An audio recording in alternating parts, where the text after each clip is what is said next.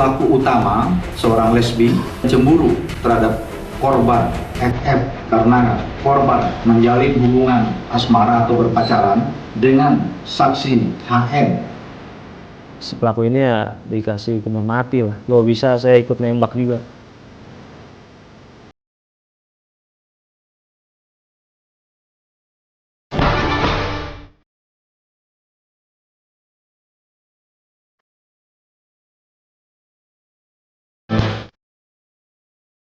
Lely Mawali, otak pelaku pembunuhan terhadap Vicky Firlana.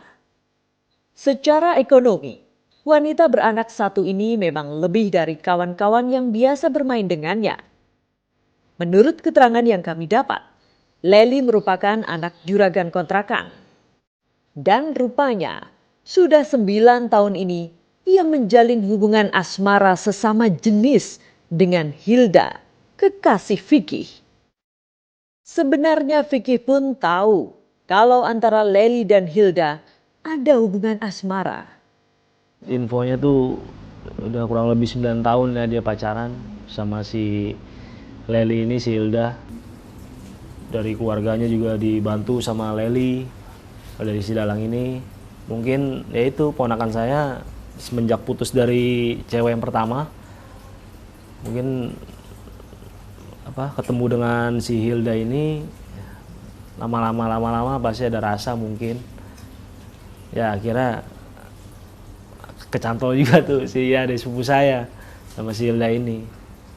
Mungkin si Lely agak marah deh kayaknya. Dari cerita Imam, awalnya Lely wanita normal. Perilaku seks menyimpang Lely muncul ketika ia dikecewakan oleh seorang lelaki yang telah menghamilinya. Menyikapi kasus ini, psikolog forensik Reza Indragiri Amril punya pendapat sendiri. Saya bayangkan bahwa orang-orang ini memiliki rasa kepemilikan atau posesifnya lebih tinggi. Begitu mereka mendapatkan pasangan, maka pasangan itu akan mereka ikat sekuat-kuatnya karena toh memang mencarinya saja sudah susah. Karena mencarinya saja sudah susah, maka ya memang harus dijaga dengan seketat mungkin.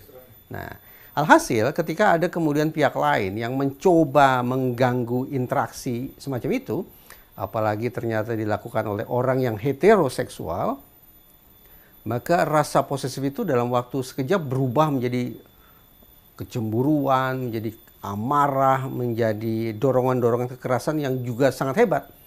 Posesifnya kuat, agresifnya juga jadi hebat. Nah, sampailah kemudian terjadi peristiwa tragis sedemikian rupa.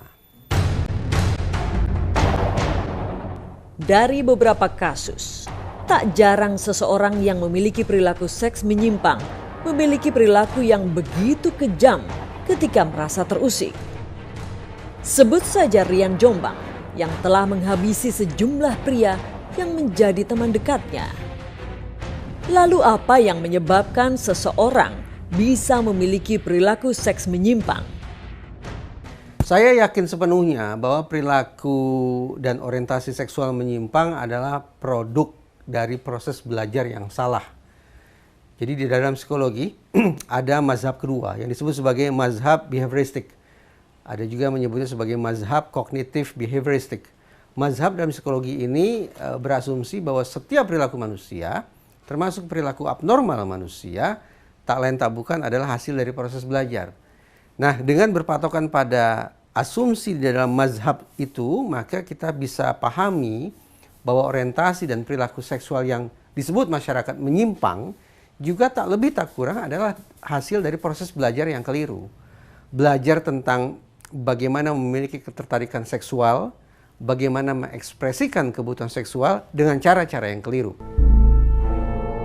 Bisakah mereka disembuhkan? Tentu saja bisa. Caranya, berikan kesempatan kepada yang bersangkutan untuk belajar kembali. Tapi belajar dengan cara yang normal. Kalau tadi sebelumnya terbentuknya orientasi dan perilaku seksual yang masyarakat pandang menyimpang itu adalah hasil dari proses belajar yang salah, maka sekarang harus diberikan kesempatan kepada mereka untuk belajar secara benar. Baik itu pendekatan psikologis, pendekatan agama tentu saja, ini sangat penting.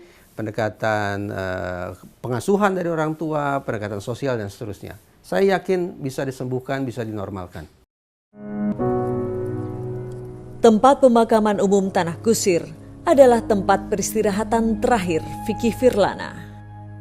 Pemuda yang tewas di tangan wanita penyuka sesama jenis ini dimakamkan satu liang dengan ibundanya.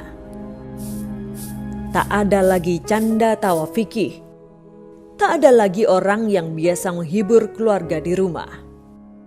Kalau harapan keluarga yang pasti si pelaku ini bertiga dikasih hukuman yang setimpal ya. Karena nyawa adik sepupu saya hilang, udah nggak bisa balik lagi. Hukuman mati lah paling. Hukuman mati kalau bisa saya ikut nembak juga. Tapi nggak mungkin.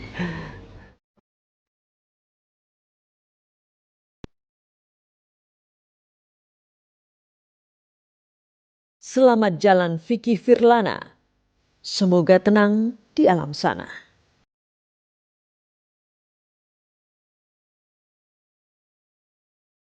Pemirsa, 30 menit sudah kami menemani Anda. Semoga kasus ini bisa menjadi pelajaran bagi semua orang. Sampai jumpa pekan depan.